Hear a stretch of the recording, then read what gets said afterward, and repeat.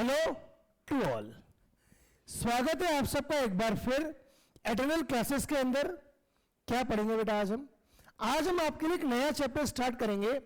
Class 10th economics chapter number 2 sectors of Indian economy. देखो हमने previous chapter कौन सा पढ़ा है?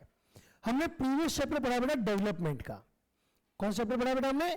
डेवलपमेंट। कि मतलब हर ह्यूमन का डेवलपमेंट होना जरूरी है, हर कंट्री का डेवलपमेंट होना जरूरी है। अगर कंट्री को डेवलप होना है तो कंट्री के डेवलप होने के लिए जरूरी क्या है? कि उस कंट्री की इकोनॉमी डेवलप हो। क्या जरूरी है उसके लिए? कि उस कंट्री की क्या डेवलप हो? इकोनॉमी उस कंट्री की डेवलप होना जरूरी है। इकोनॉमी के डेवलप होने से हमारा मतलब क्या है? कि वो कंट्री ग्रोथ करे, उस कंट्री के अंदर इकोनॉमी के जितने भी फैक्टर्स हैं, उस कंट्री के अंदर जितने भी प्रोडक्शन या जितनी भी चीजें अवेलेबल है, वो सब क्या होने लगे? वो सब धीरे धीरे डेवलप होने लगे। कंट्री ओवरऑल जो कंट्री के जितने भी सेक्टर्स हैं, कंट्री की इकोनॉमी की क्या है बेटा? जितने भी सेक्टर्स हैं उन सारे सेक्टर्स में क्या होना चाहिए? डेवलपमेंट होना चाहिए। अगर उन सारे सेक्टर्स में डेवलपमेंट होगा तो कंट्री की इकोनॉमी ऑटोमेटिकली क्या करेगी? ग्रो करेगी। उस कंट्री की इकोनॉमी ऑटोमेटिकली क्या होगी? बढ़ने लगेगी। तो इस चैप्टर में हम क्या पढ़ेंगे? इस चैप्टर में हम यही पढ़ेंगे कि किसी भी कंट्री के अंदर इकोनॉमी की किसी भी कंट्री की इकोनॉमी में कौन कौन से सेक्टर्स अवेलेबल होते हैं। क्या पढ़ेंगे बेटा हम? कि किसी भी कंट्री की इकोनॉमी में कौन कौन से सेक्टर्स अवेलेबल होते हैं। शुरू करते हैं बेटा हम चैप्टर को, ध्यान से पढ़ेंगे आप। देखो हाँ, जैसे कि हम सब जानते हैं कि कोई सा भी देश हो, कहीं भी देख लो, बहुत सारे लोग रहते हैं उस देश में और हर तरह के लोग कई सारे काम कर रहे होते हैं।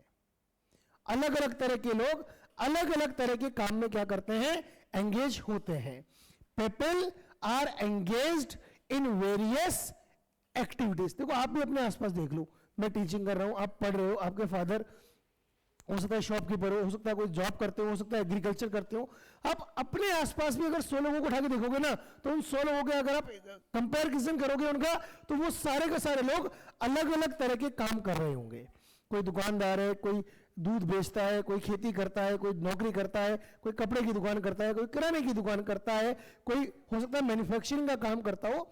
हर तरह के लोग, बहुत सारे लोग हैं जो क्या करते हैं? अलग अलग तरह की एक्टिविटीज में क्या होते हैं बेटा? एंगेज होते हैं, अलग अलग तरह के वो काम कर रहे होते हैं। जैसे फॉर एग्जाम्पल कोई व्यक्ति अखबार बेच रहा है, कोई कुली का काम कर रहा है, ठीक है। अब ये जो अखबार बेच रहा है, कुली का काम कर रहा है, ये क्या कर रहा है? ब्रिक्स मैन्युफैक्चरिंग का काम कर रहा है, ठीक है। ये यहां पर क्लोथ सेलिंग का काम कर रहे हैं, ये यहां पर एग्रीकल्चर का काम कर रहे हैं। क्या यहां पर ये कुछ प्रोड्यूस कर रहा है? अगर कुछ प्रोड्यूस कर रहा है तो वो क्या है बेटा? सर्विस। यहां पर क्या प्रोड्यूस किया जा रहा है? सर्विस। यहां पर ब्रिक्स की मैन्युफैक्चरिंग हो रही है, ठीक है। अब ये ब्रिक्स के लिए मिट्टी आई, नेचुरल रिसोर्स है। Bricks is not a natural resource, लेकिन उसके लिए जो क्ले यूज में ली जा रही है वो क्या है? नेचुरल रिसोर्स है, ठीक है। यहां पर हो रही है ट्रेडिंग, बाइंग एंड सेलिंग, ये भी क्या है? सर्विस है, ठीक है। और यहां पर हो रहा है एग्रीकल्चर। मतलब अलग अलग तरह के लोग जो अलग अलग काम कर रहे हैं, अलग अलग तरह की एक्टिविटीज में, वो सब लोग क्या है बेटा? एंगेज्ड हैं। उन सब के द्वारा किए जाने वाले कामों को ही हम अलग अलग सेक्टर्स में क्या कर सकते हैं? फिर बाद में सब कर सकते हैं। जैसे सर्विस सेक्टर, मैन्युफैक्चरिंग सेक्टर या एग्रीकल्चर सेक्टर। ये जितने भी लोग सर्विस सेक्टर में एंगेज हैं, ये टेरिशरी सेक्टर का पार्ट हो गए।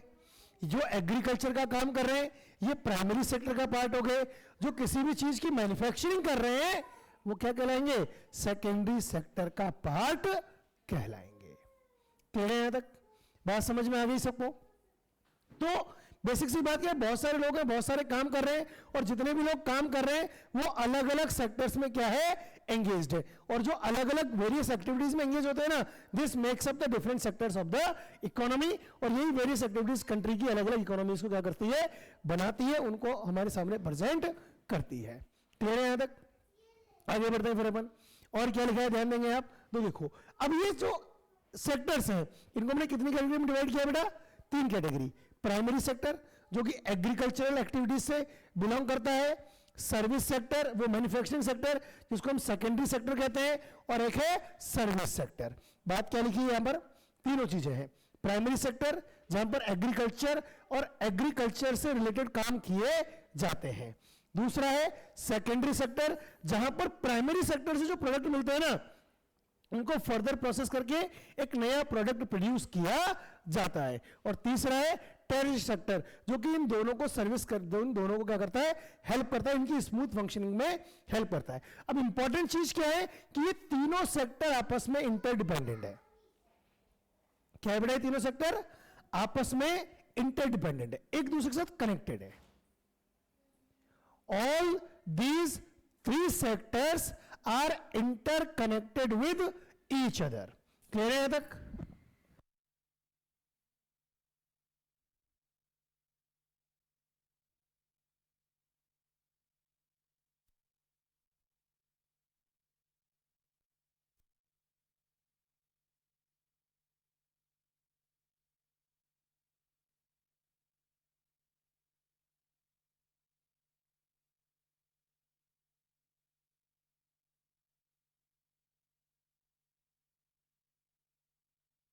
क्या बात हो रही है यहां पर कि तीनों सेक्टर आपस में क्या है? इंटरकनेक्टेड है एक दूसरे के साथ। मतलब कि अगर प्राइमरी सेक्टर नहीं होगा तो सेकेंडरी सेक्टर नहीं होगा, प्राइमरी और सेकेंडरी नहीं होंगे तो टेरिटरी नहीं होगा, टेरिटरी नहीं होगा तो प्राइमरी नहीं होगा, सेकेंडरी नहीं होगा तो प्राइमरी। मतलब तीनों का एक दूसरे के साथ कनेक्ट होना बहुत ही ज्यादा जरूरी है। मतलब तीनों एक दूसरे के ऊपर क्या है? टोटली डिपेंडेंट है। कैसे? देखो आपकी ना बुक में एक एग्जांपल दिया हुआ है टोमेटो मैन्युफैक्चरिंग का, हम उसी से इसको कनेक्ट करके बात को समझेंगे। तो वो समझना कि मान लो ये एग्रीकल्चर है, मतलब फील्ड है कोई, और यहां पर क्या हो रहा है? किसान टोमेटो ग्रो कर रहा है। क्या कर रहा है बेटा? यहां पर कोई किसान टोमेटो का प्रोडक्शन कर रहा है, ठीक है। अब ये टोमेटो कहां जाएंगे? दो ऑप्शन है, एक तो ये मार्केट में लाके बेच देगा इनको। अब मार्केट में लाके बेच देगा तो ये तो फाइनल प्रोडक्ट हो गया, लोगों ने डायरेक्टली कंज्यूम कर लिया। दूसरा क्या करेगा? ये किसी न किसी फैक्ट्री में देगा। क्यों देगा फैक्ट्री में? ताकि इससे क्या बनेगा? केचप बनाया जाएगा। अब केचप कहां बनेगा? फैक्ट्री में। अब जो इसने फार्मर ने टोमेटो ग्रो किए ये प्राइमरी सेक्टर हो गया। मैन्युफैक्चरिंग इंडस्ट्री के अंदर इस टोमेटो से क्या बन रहा है? केचप सेकेंडरी हो गया। अब भैया बात क्या है? केचप कहां बना है? फैक्ट्री में। लेकिन ये केचप बिकेगा कहां? Sold in the market. अब कंफ्यूजन क्या है कि सर बन गया, ग्रो हो गया प्राइमरी सेक्टर में, बन गया फैक्ट्री में, तो टेरिटरी सेक्टर क्यों हो गया? कि इस इतने सारे टोमेटोज को फैक्ट्री में कैसे ले जाओगे? चलो भैया कंधे पे उठा के कैसे ले जाओगे? ट्रांसपोर्टेशन चाहिए। अब ट्रांसपोर्टेशन नहीं होगा तो ये टोमेटो क्या होंगे? खेत में पड़े पड़े सड़ रहे होंगे। ना तो प्राइमरी सेक्टर ग्रो करेगा ना ही सेकेंडरी सेक्टर ग्रो करेगा। चलो तुमने वैसा फैक्ट्री तो हमने बगल में लगाई खेत के, हमें ट्रांसपोर्टेशन की जरूरत ही नहीं है, ठीक है। तुमने फैक्ट्री तो खेत के बगल में लगा ली, लेकिन बेचने के लिए कैसे ले जाओगे केचप को?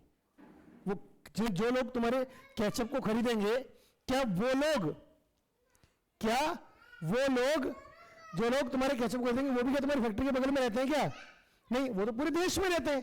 तो वहां तक पहुंचाने के लिए आपको फिर क्या चाहिए? ट्रांसपोर्टेशन चाहिए। पहला हो गया टेरिटरी इंडस्ट्री का। अब डिपेंडेंट है ना, टेरिटरी इंडस्ट्री नहीं होगी तो ये ग्रो नहीं करेंगे। बैंकिंग, एडवर्टाइजमेंट, इंश्योरेंस, सब चीजों की आवश्यकता होती है ताकि प्राइमरी सेक्टर और सेकेंडरी सेक्टर क्या कर सके? वर्क कर सके। इसलिए हमने यहां पर बात लिखी है। क्या लिखा है बेटा? कि प्राइमरी सेक्टर में क्या आता है? फार्मिंग, एनिमल हस्बेंड्री या नेचुरल रिसोर्सेज से आप जो भी प्रोडक्ट यूज करते हो। देखो आगे जाकर पढ़ोगे ना आप, तो प्राइमरी सेक्टर भी कई पार्ट्स में डिवाइडेड है। प्राइमरी सेक्टर भी कई पार्ट्स में डिवाइडेड है, जैसे एक्सट्रैक्टिव इंडस्ट्री है ना, नेचुरल इंडस्ट्री, एक्सट्रैक्टिव इंडस्ट्री, कई सारे पार्ट्स यहाँ पर डिवाइडेड हो जाते हैं। मैन्युफैक्चरिंग, मतलब कई सारे पार्ट्स हो जाते हैं। लेकिन अभी हमारे लिए क्या है कि केवल प्राइमरी, सेकेंडरी और टेरिटरी, हमें सिर्फ ये तीनों चीजों पर ही फोकस करना है। तो प्राइमरी सेक्टर मतलब समझ में आ गया, एग्रीकल्चर, एनिमल हस्बेंड्री या नेचुरल रिसोर्सेज, जो मिनरल्स वगैरह से हम डील करते हैं वो भी क्या है? प्राइमरी इंडस्ट्री का पार्ट है। सेकेंडरी इंडस्ट्री क्या है कि जो प्राइमरी इंडस्ट्री से प्रोडक्ट मिलेगा उसको फर्दर प्रोसेस करके, जैसे शर्ट बना दिया, बैग बना दिया, शूज बना दिया, कार बना दिया, फर्नीचर बना दिया, है ना। और टेरिटरी सेक्टर क्या है? ट्रांसपोर्टेशन हो गया, बैंकिंग हो गया, ट्रेडर हो गया। अब बेचने वाला नहीं होगा तो मैन्युफैक्चर थोड़ी ना घर जाके बेचेगा, कौन बेचेगा इन प्रोडक्ट को? बीच में कोई ना कोई लोग होंगे, वही इनको प्रोडक्ट को सेल करेंगे। क्लियर है यहां तक? Primary sector, secondary sector, tertiary sector, तीनों क्या है आपस में एक दूसरे के ऊपर इंटरडिपेंडेंट है। क्लियर है यहां तक? आगे बढ़ते हैं बेटा फिर अपन, अगला टॉपिक क्या है आपका? तो चलिए अब हम क्या करते हैं, जब तीनों के बारे में हमको पता है, तीनों इंटरडिपेंडेंट है, तो तीनों के बारे में हम डिटेल में पढ़ते हैं। क्या होता है प्राइमरी सेक्टर, क्या होता है सेकेंडरी सेक्टर, और क्या होता है टर्शियरी सेक्टर। तीनों को हम डिटेल में पढ़ते हैं। तो चलिए सबसे पहले बात क्या करते हैं बेटा हम किसकी? प्राइमरी सेक्टर की। क्या है primary sector? Activities that are undertaken, activities that are undertaken by direct using natural resources. Nature से जो रिसोर्सेज मिल रहे हैं, चाहे वो कॉटन मैन्युफैक्चरिंग हो गया, प्रोडक्ट फार्म प्रोडक्ट हो गए, चाहे वो एनिमल प्रोडक्ट हो गए, चाहे वो मिनरल्स हो गए, डायरेक्टली हम इन्हीं में डील कर रहे हैं। दूध बेच रहे हैं, प्राइमरी प्रोडक्ट का पार्ट है, लेकिन दूध से अगर दही बनाकर, पनीर बनाकर या कुछ और चीज बनाकर बेच रहे हैं ना, तो वो सेकेंडरी इंडस्ट्री का पार्ट हो जाएगा। हम कॉटन बेच रहे हैं, क्या कहलाएगा? वो प्राइमरी इंडस्ट्री। लेकिन कॉटन से जब कपड़ा बनेगा तो वो सेकेंडरी इंडस्ट्री का पार्ट हो जाएगा। कोल बेच रहे हो, प्राइमरी इंडस्ट्री, लेकिन कोल को यूज करके कुछ और बनाकर बेच रहे हो तो वो सेकेंडरी इंडस्ट्री का पार्ट हो जाएगा। ठीक है ना? When we produce good by exploiting natural resources, it is an activity of primary sector। हम नेचुरल रिसोर्सेज को एक्सप्लोइट करके जब कोई गुड्स को एक्सट्रैक्ट करते हैं, जैसे मिनरल्स हो गए, वो भी क्या कहलाएंगे? प्राइमरी सेक्टर का ही पार्ट कहलाएंगे। एग्जांपल हो गया cultivation of cotton, dairy farm या मिनरल्स और ओर्स। अच्छा, प्राइमरी सेक्टर क्यों चाहिए? अभी हमने समझा ना, प्राइमरी सेक्टर नहीं होगा तो सेकेंडरी सेक्टर अपना काम कर ही नहीं सकता, क्योंकि सेकेंडरी सेक्टर को प्रोडक्शन करने के लिए जो रॉ मटेरियल मिलता है वो कौन प्रोवाइड करवाता है? प्राइमरी सेक्टर ही प्रोवाइड करवाता है। तो प्राइमरी सेक्टर ना बेस हो गया, नींव हो गया। ये नहीं होगा तो आगे ना तो सेकेंडरी सेक्टर काम करेगा ना टर्शियरी सेक्टर काम कर पाएगा। क्या लिखा है? It forms the base for all other products that we subsequently make. Clear? इसके बाद since most of the natural products we get are from agriculture, natural products हम agriculture, dairy, fishing, forestry, this sector is also called agriculture and related sector। इसलिए इसको primary sector के साथ साथ agriculture related, मतलब agriculture से related sector भी इसको कहा जाता है। अब कंफ्यूज मत होना एग्जाम में आ जाए कि sir define agriculture and related sector, लिखना क्या है? वो प्राइमरी सेक्टर को आपको डिफाइन करके आना है। क्लियर? तो प्राइमरी सेक्टर कंप्लीट है बेटा सबके लिए। आगे बढ़ते हैं नेक्स्ट सेक्टर की तरफ, जो कौन सा है बेटा आपका? Secondary sector. क्या होता है सेकेंडरी सेक्टर? ध्यान देते हैं। तो सेकेंडरी सेक्टर में क्या होता है बेटा कि जहां पर प्राइमरी सेक्टर से जो हमें रॉ मटेरियल मिलता है, जो भी प्रोडक्ट मिलते हैं ना, उनको as a raw material use किया जाता है, उनको फर्दर प्रोसेस करके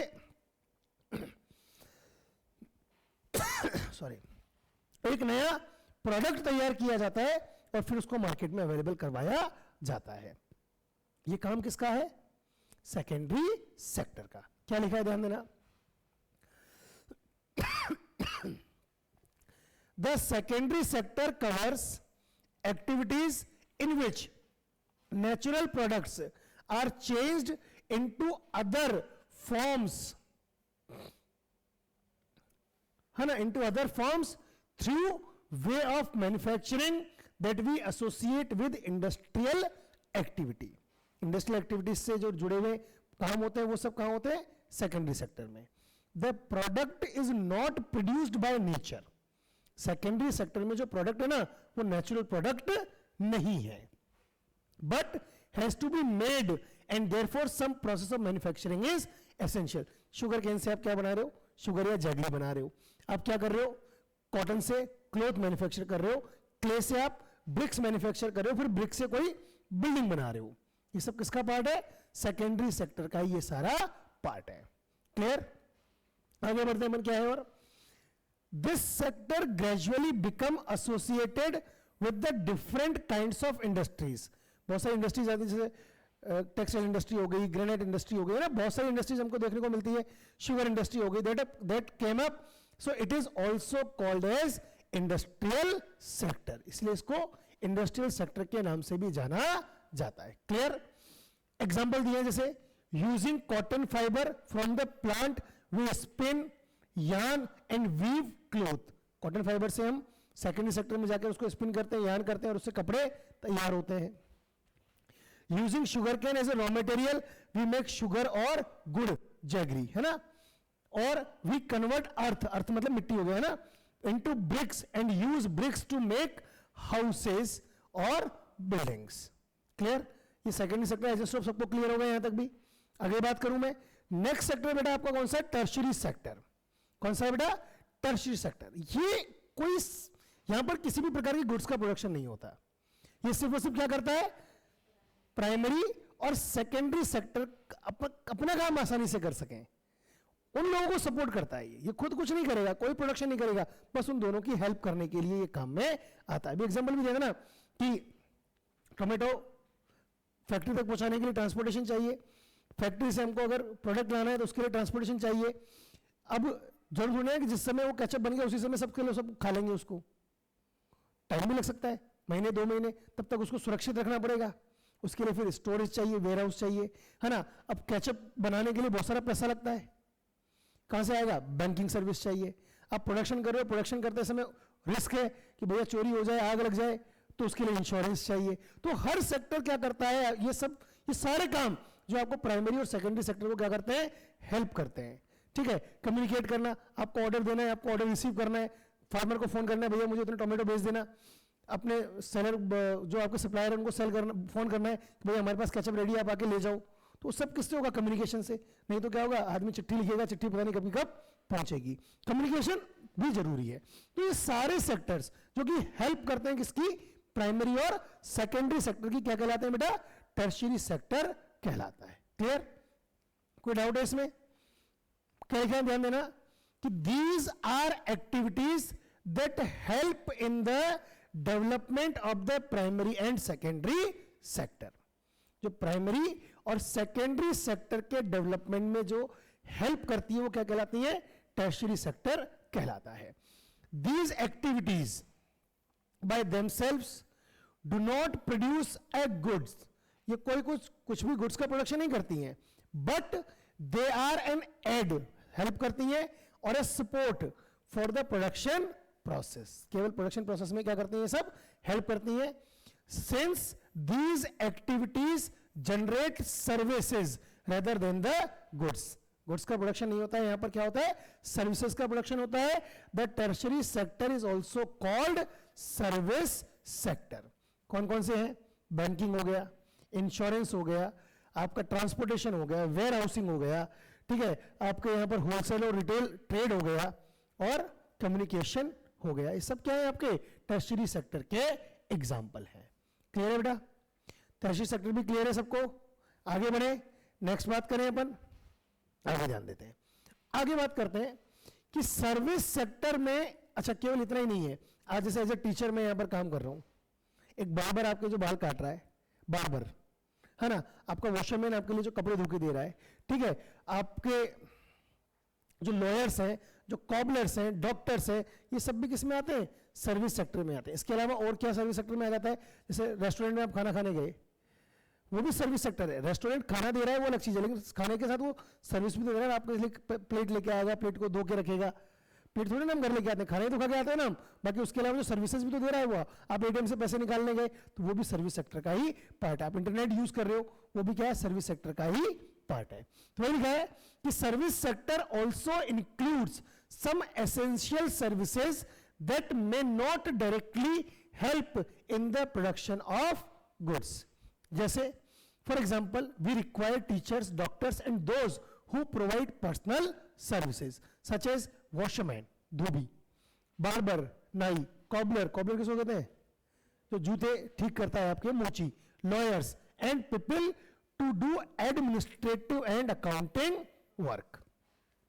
इन recent times certain new services based on information technology such as internet cafe, ATM booths, call centers, software companies etc. have become important. ये भी बड़ी इंपॉर्टेंट तरीके से हमारे सामने इमर्ज हुई है. आगे बात करते हैं बेटा अपन. नेक्स्ट टॉपिक है आपका. अब इन तीनों सेक्टर्स को अगर हम कंपेयर करें, हम चाहते हैं कि भैया कि अब देखो हर कंट्री ये भी देखना चाहती है, हर कंट्री के लिए जानना जरूरी है कि 3 सेक्टर काम कर रहे हैं, सबसे बेस्ट कौन सा है, कंट्री के लिहाज से सबसे बेस्ट सेक्टर इनमें से कौन सा है. प्राइमरी है, सेकेंडरी है, टर्शरी है, ताकि उसके ऊपर फोकस किया जाए, ताकि उसको और ज्यादा डेवलप करने का प्रयास किया जाए। अब उसके लिए क्या करना पड़ेगा? कंपेयर करो तीनों को। अब कंपेयर करने के दो तरीके हमारे पास।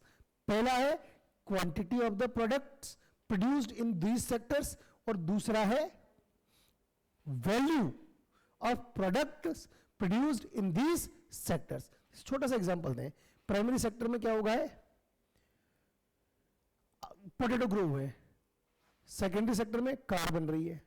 अब आप एक पोटैटो को, एक पोटैटो एक कार, भैया सर्विस सेक्टर में ना 1 लाख पोटैटो ग्रो हो गए प्राइमरी सेक्टर में, तो क्या सेकेंडरी सेक्टर में 1 लाख कार बनेगी तब जाके दोनों इक्वल होंगे क्या? नहीं ना, क्योंकि वो वैल्यू क्या होगी?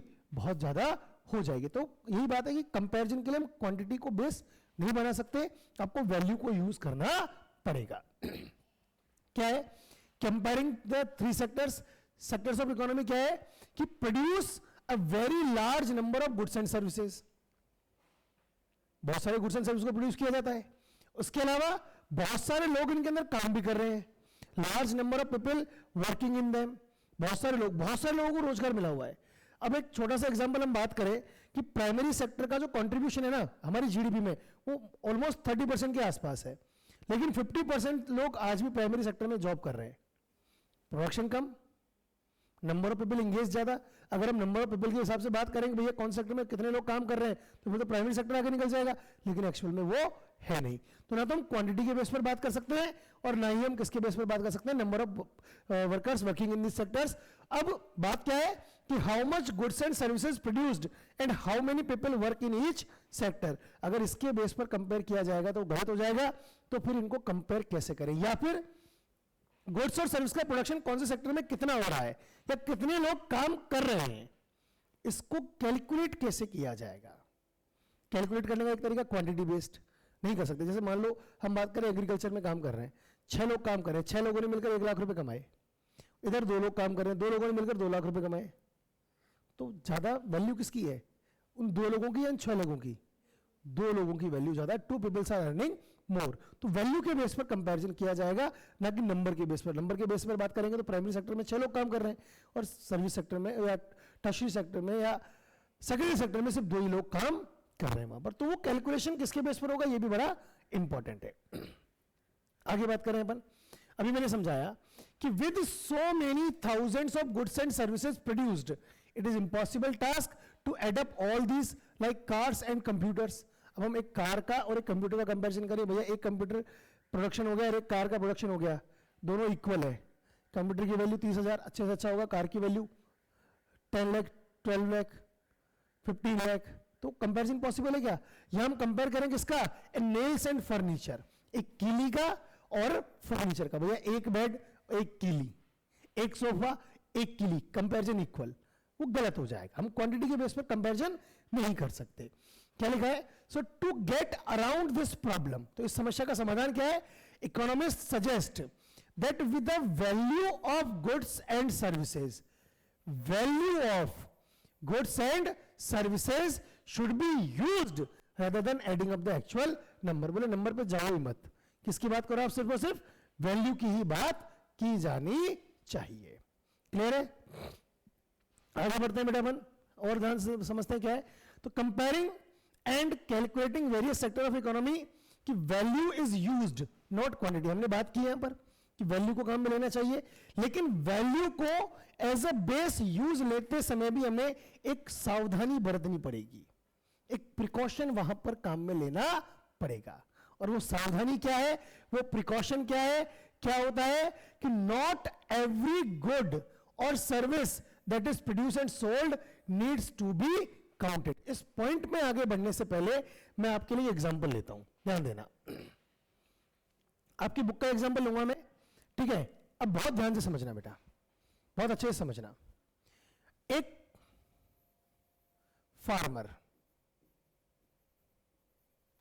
इसने मान लो 1000 kg व्हीट प्रोड्यूस किया और इसने इसको सेल कर दिया ₹10 पर केजी में, ठीक है? ₹10 पर केजी में। तो इसकी वैल्यू कितनी हो गई? फार्मर का प्रोडक्शन कितना हो गया, वैल्यू पे चल रहे हैं ना अपन 10,000 का। अब एक्चुअलिटी में क्या है कि इसने ये जो सेल किया ना, ये किया एक फैक्ट्री को। कौन सी फैक्ट्री? जो क्या बनाएगी, बिस्किट बनाएगी, है ना, देख लेना स्पेलिंग, क्या बनाएगी ये, बिस्किट बनाएगी, ठीक है। अब बिस्किट बनाने वाली फैक्ट्री ने वीट खरीदा, कितने का, 10,000 का। कितना खरीदा वीट, 10,000 का। इसने अदर इंग्रेडिएंट्स ऐड किए, मान लो 5,000 के, इसका प्रोडक्शन कितना हो गया। अब अगर इस केस में हम टोटल प्रोडक्शन देखिए कंट्री का, और अगर आप टोटल प्रोडक्शन कितना कर देते हो, सब 10,000 तो फार्मर ने किया है और 15,000 किसने किया है, मैन्युफैक्चरर ने, तो टोटल कितना हो गया 25,000। तो क्या ये गलत नहीं हो जाएगा, क्योंकि एक्चुअली में ये जो 15,000 है इसमें 10,000 तो शामिल है, फार्मर वाले 10,000 तो इसमें पहले से शामिल है। तो ये तो इंटरमीडिएरी प्रोडक्ट हो गया। हमें हमेशा जो वैल्यू काउंट करनी है ना, वो किसकी काउंट करनी है, फाइनल प्रोडक्ट की वैल्यू काउंट करनी है। किसकी वैल्यू काउंट करनी है, हमेशा फाइनल प्रोडक्ट की। फॉर एग्जांपल मैं वापस और लेता हूं यहां पर कि मान लो ये जो क्वांटिटी है 1200 होती केजी, अब ये कितने की होगी, 12,000 की। इस 12,000 में से 10,000 तो इसने कहां दे दिए, बिस्किट बनाने वाली कंपनी को, और 2,000 इसके जो टोमेटो है ना या वीट है इसने मार्केट में सेल कर दिया। तो ये 2,000 फाइनल प्रोडक्ट है, लेकिन ये 10,000 इंटरमीडिएरी प्रोडक्ट है। क्यों? क्योंकि ये डायरेक्टली कंज्यूमर के पास नहीं जा रहा है, इसमें फर्दर प्रोसेसिंग ओके फिर कुछ और बनेगा। तो इसकी जो वैल्यू 15,000 प्लस 2,000, 17,000 रुपए फिर आपका प्रोडक्शन काउंट होना चाहिए, ना कि 25,000। 25,000 करोगे तो वो गलत हो जाएगा। I just hope I am clear. Clear है बेटा, बात समझ में आ रही है ना आपको। तो वही बात यहां पर लिखी है कि क्या प्रिकॉशन ध्यान में रखना है कि नॉट एवरी गुड और service that is produced and sold needs to be counted. केवल किसकी वैल्यू काउंट करनी है, बिल्कुल क्लियर लिखा है कि the value of only final goods and services. केवल किसकी value, final goods and services की वैल्यू को हमें क्या करना चाहिए, इंक्लूड करना चाहिए या कैलकुलेट करना चाहिए। क्लियर? क्यों?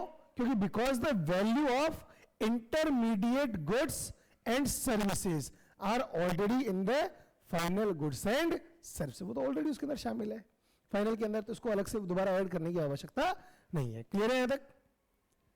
आगे बढ़ते हैं बेटा, और क्या लिखा है ध्यान देना कि अब आप अगला टॉपिक आता है ग्रॉस डोमेस्टिक प्रोडक्ट क्या होता है। कंट्री के अलग अलग sector, primary sector, secondary sector और टर्शियरी सेक्टर, इन तीनों में क्या हो रहा है, प्रोडक्शन हो रहा है ना। तो इन तीनों में जो प्रोडक्शन हो रहा है तीनों सेक्टर्स में, इनको आपस में ऐड कर दो, क्या बन जाएगा, ग्रॉस डोमेस्टिक प्रोडक्ट कहलाएगा। क्या लिखा है कि the value of final goods and service, final goods and service ध्यान रखना है, इंटरमीडिएट को यहां भी काउंट नहीं करना है, produced in each sector during a particular year provides the total production of the sector for that year.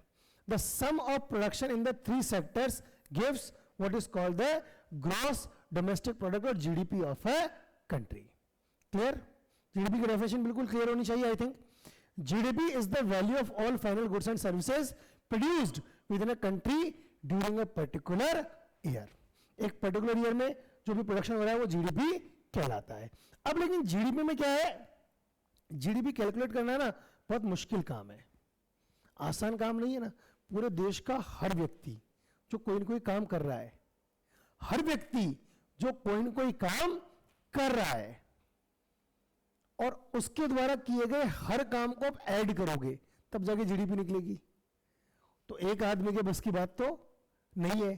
तो ये जो है ना, ये mammoth task of measuring GDP बहुत माथापच्ची वाला काम है, ये कोई आसान काम नहीं है। तो भैया ये काम कौन करता है, ये काम करती है सेंट्रल गवर्नमेंट की मिनिस्ट्री करती है। कौन करता है ये काम, सेंट्रल गवर्नमेंट की मिनिस्ट्री को जिम्मेदारी दी भैया वो इस काम को करेगी। और वो काम कैसे करेगी, ये मिनिस्ट्री क्या करती है कि हर स्टेट और हर यूनियन टेरिटरी, वहां पर जो डिफरेंट डिपार्टमेंट है ना, उन सबको दे दिया भैया तुम अपना अपने यहाँ का जीडीपी बताओ। तो सब अपना अपना जीडीपी कैलकुलेट करेंगे अपने अपने एरिया का, वो कैलकुलेट करके उसको देंगे सेंट्रल गवर्नमेंट को। तो सेंट्रल गवर्नमेंट को फिर हर व्यक्ति का ऐड नहीं करना है, जो अलग अलग स्टेट से अलग अलग यूनियन टेरिटरी से जो डेटा इकट्ठा होगा ना, उनको उन सबको ही केवल क्या करना है, एडअप करना है। वही बात लिखी है कि this ministry with the help of various government departments of all the Indian states and union territories, collect information relating to the total volume of goods and services and their prices, then estimates the GDP. Clear है? तो I stop, आज मैंने जितनी बातें बताई वो सब clear होंगी आपको. नेक्स्ट क्लास में इस चैप्टर को हम आगे कंटिन्यू करेंगे. एक बार आप घर पर रिवाइज करते रहे, अपनी बुक को जरूर रीड करते रहे बेटा, ठीक है? तो बाकी बातें नेक्स्ट क्लास में. Till then, thank you class, keep learning, stay connected.